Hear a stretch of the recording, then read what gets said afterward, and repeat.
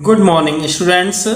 BEd second year अर्थात BEd द्वितीय वर्ष बीएड सेकेंड ईयर में पेपर 10th जिसका नाम है क्रिएटिंग एन इंक्लूसिव एजुकेशन अर्थात एक समावेशी शिक्षा का निर्माण, यूनिट 3 इकाई 3 के अंतर्गत आज हम जानेंगे पीयर ट्यूटरिंग समकक्षी शिक्षण। मीनिंग ऑफ पीयर सम आयु का अर्थ। जब बच्चा स्कूल जाने लगता है और कुछ बड़ा हो जाता है तो उसमें सामाजिक विकास संबंधी क्रांतिकारी परिवर्तन आने लगते हैं। इस समय वह स्कूल में विविध सामाजिक वातावरण के बालकों के संपर्क में आता है।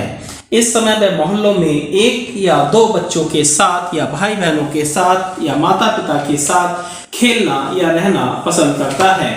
अब वह व्यक्तिगत खेलों के स्थान पर सामूहिक खेलों में अधिक रुचि लेने लगता है।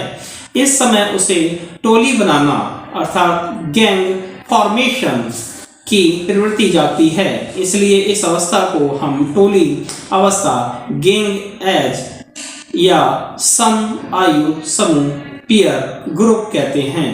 बालक टोली का संगठन अपनी मनोवैज्ञानिक और सामाजिक आवश्यकताओं की पूर्ति के लिए करता है।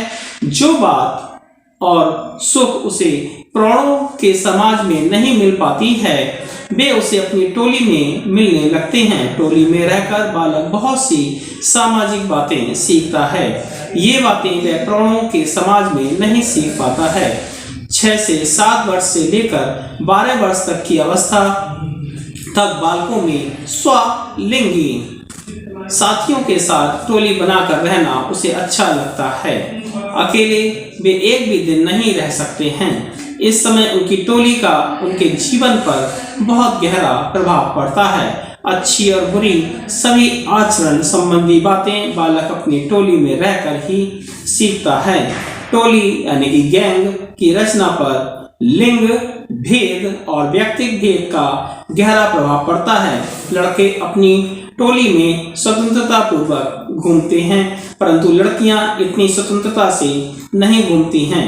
यही कारण है कि लड़के अपने समूह या टोली से अधिक प्रभावित होते हैं। लड़कियां प्रायः घरेलू कार्यों में व्यस्त रहकर अपना जीवन बिताने लगती हैं, अतः उनकी स्वतंत्रता बहुत सीमित हो जाती है। वे अपने साथियों से अधिक नहीं मिल पाती हैं। अभिभावक लोग लड़कियों को वातावरण के अनुसार घर में ही रखना पसंद करते हैं।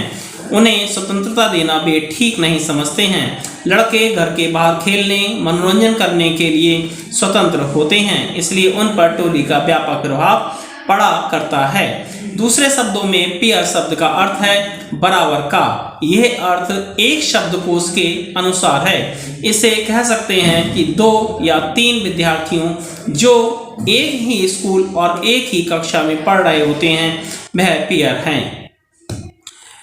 ट्यूटरिंग में शब्द टेटू से अर्थ है एक शिक्षक जो एक विद्यार्थी की या एक छोटी कक्षा को निर्देशित देता है या कई बार ये विद्यार्थी के परिवार के साथ रहता है। पीयर ट्यूटरिंग या समकक्षी शिक्षण में एक से एक शिक्षण होता है। यहाँ एक विद्यार्थी दूसरे को पढ़ाता है जो कि एक ही कक्षा में पढ़ते हैं। इसमें एक विद्यार्थी वो भी हो सकता है जो कि बड़ी कक्षा से हो। भारतीय स्कूलों में समकक्षी शिक्षण बहुत कम काम कर रहा है। जहाँ पर शिक्षकों की कमी रहती है, कई परिस्थितियों में जब शिक्षकों की संख्या कम हो तब हम समकक्षी शिक्षण का प्रयोग करते हैं, परंतु इसे ज़्यादातर एक सहायक प्रक्रिया के रूप में प्रयोग किया जाता है।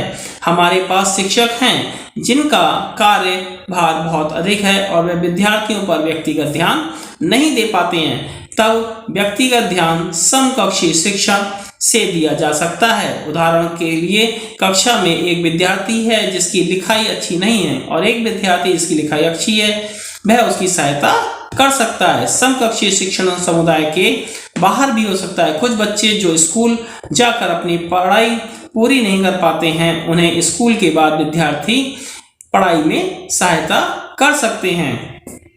ऑब्जेक्टिव्स ऑफ पीयर ट्यूटरिंग समकक्षी शिक्षण के उद्देश्य। समकक्षी शिक्षण के मुख्य उद्देश्य इस प्रकार हैं। विद्यार्थी आत्मनिर्भरता से सोचने और कार्य करने के योग्य बने। विद्यार्थी को अधिक से अधिक आत्मविश्वास में लेने में सहायता करना। एक दूसरे व्यक्ति की सहायता करना और समस्या को सुलझाने में आदत का विकास करना। सहयोगी कार्य करके समुदाय को बेहतर बनाना। विद्यार्थियों को दूसरे की सहायता करने के लिए तैयार करना।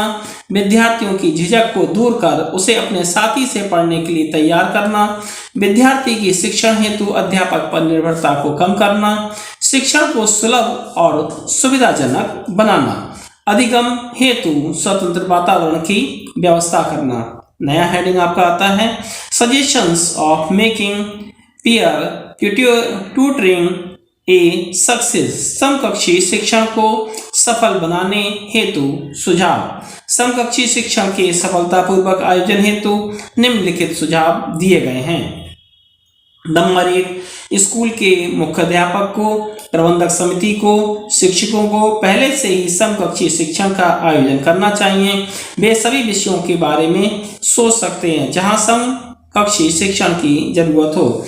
जिन विद्यार्थियों को सहायता और निर्देशन की आवश्यकता होती है उनकी सूची तैयार कर ली जाए। कुछ विद्यार्थी जिनकी परीक्षा में उपलब्धि अच्छी हो और जो कार्य करने के लिए तैयार हों उनका चयन करके उन्हें समकक्षी शिक्षण के लिए तैयार करें। चौथा पॉइंट है आपका कमजोर विद्यार्थियों का समूह में मेल करना जिसका शिक्षक निरीक्षण समय समय पर करे। पांचवा पॉइंट है जिन विद्यार्थियों से शिक्षण कराना है उन्हें इसका प्रशिक्षण देना। छठा पॉइंट है आपका जहां तक हो सके इसे सामाजिक सेवा कार्यक्रम का प्रमुख बनाना चाहिए ना कि पैसे पर आधारित अधिगम शिक्षण पे। जब स्कूल प्रबंधकों को लगे कि विद्यार्थी आर्थिक तौर पर कमजोर है तो उसकी सहायता की जानी चाहिए। समकक्षी शिक्षण की प्रक्रिया के दौरान शिक्षक को देखना चाहिए कि कार्यक्रम सही ढंग से चले। आठवां पॉइंट है विद्यार्थी जो शिक्षण दे रहा है उसे प्रत्येक बात की जानकारी शिक्षक को दे देनी चाहिए। नौवां पॉइंट है आपका समकक्षी शिक्षण प्रतिदिन होना चाहिए। इसे आवश्यकता अनुसार हफ्ते में 1 या 2 बार भी किया जा सकता है। और लास्ट पॉइंट है आपका इसे स्कूल से पहले या स्कूल के बाद भी आयोजित किया जा सकता है। आपका अगला हेडिंग है एडवांटेज ऑफ पीयर ट्यूटरिंग। समकक्षी शिक्षण के लाभ।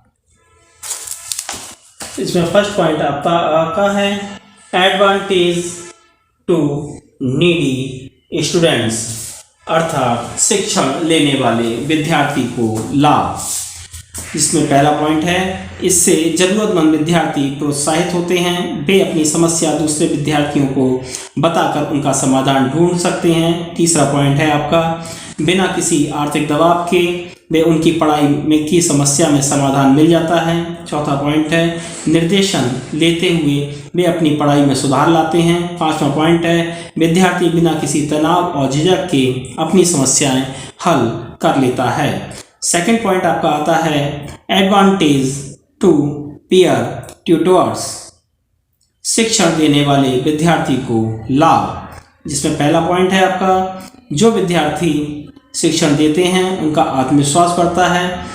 दूसरा पॉइंट है विद्यार्थी शिक्षण में जो अनुभव मिलता है उससे वे अपने शिक्षक से बहुत कुछ सीखते हैं।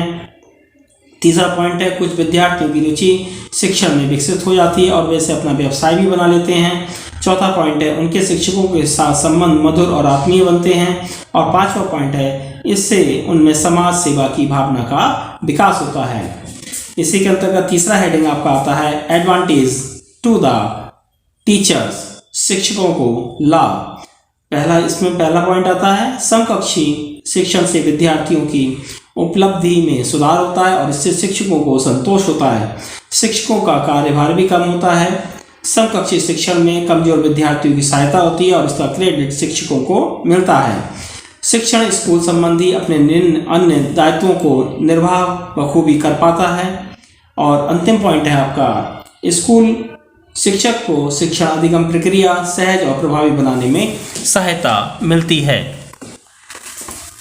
इसी के अंतर्गत लास्ट पॉइंट आपका आता है एडवांटेज टू स्कूल, स्कूल को लाभ। इसके अंतर्गत पहला पॉइंट आपका आता है जब कमजोर विद्यार्थी की पढ़ाई में सुधार होता है तो इसकी प्रसिद्धि स्कूल को मिलती है।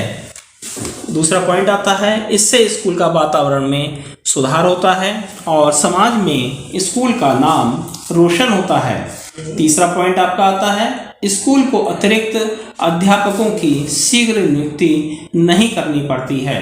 और चौथा पॉइंट आता है स्कूल को छात्र अनुशासन की समस्या से जूझना भी नहीं पड़ता है। और पांचवा पॉइंट आपका आता है स्कूल में सामंजस्यपूर्ण एवं सौहार्दपूर्ण माहौल में शिक्षण कार्य संपन्न भी हो जाता है। अंतिम पॉइंट हमारा आता है लिमिटेशंस अर्थात सीमाएं। समकक्षीय शिक्षण की प्रमुख सीमाएं निम्नलिखित हैं, जिसमें पहला पॉइंट आपका आता है आजकल कक्षा में विद्यार्थियों की संख्या बढ़ रही है जिससे समकक्षीय शिक्षण संभव नहीं हो पाता है। दूसरा पॉइंट इसी के अंतर्गत आता है आज के इस समय में शिक्षक और समकक्षीय शिक्षक दोनों से समाज सेवा की उम्मीद बहुत अधिक नहीं की जा सकती है। बड़े समूह का ध्यान रखना और आयोजन करना एक बहुत कठिन कार्य है। समकक्षीय शिक्षकों को शिक्षण का प्रशिक्षण देना भी एक बहुत ज़्यादा कठिन कार्य है। कई बार तो शिक्षक और विद्यार्थी शिक्षक में विरोध भी हो जाता है जिससे सहायता लेने वाले विद्यार्थी को नुकसान पहुंचता है। छठा पॉइंट है विद्यार्थी शिक्षक छात्रों की आकांक्षाओं पर खरे नहीं उतर पाते हैं। और अंतिम पॉइंट है इसमें छात्र आपस में ही एक दूसरे से ईर्ष्या करने लगते हैं और ऐसे में इस प्रकार के शिक्षण की कम ही उम्मीद की जा सकती है। Thanks for watching. धन्यवाद।